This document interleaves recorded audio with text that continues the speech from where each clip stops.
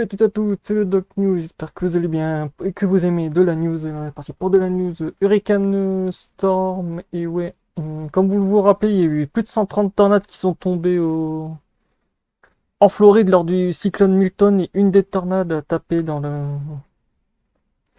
la centrale solaire de Duke Energy de lac Placid en Floride. Autant vous dire, vu les dégâts qu'il y a actuellement, ça envoie la couleur des dommages. Autant vous dire, ça a été rayé de la carte. Et comme vous le voyez, on voit aussi bien l'autoroute du passage de la tornade. En gros, on voit bien l'axe de la tornade qui a fait un petit virage qui a tout défoncé aussi sur son passage. Lors du passage de la tornade, on va se la remettre un petit peu.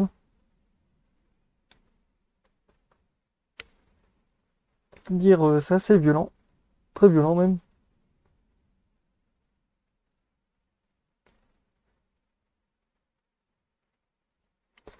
Après, je vais vous montrer l'animation de la ferme solaire au passage avant sa destruction.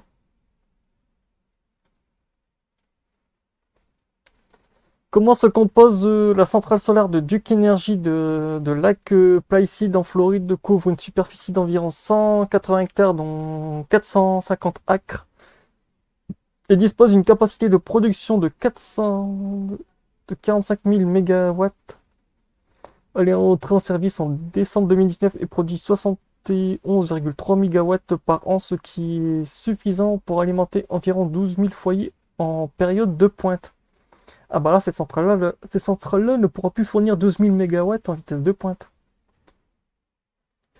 Comme vous le voyez avec Google Earth, la ferme solaire est très très grande.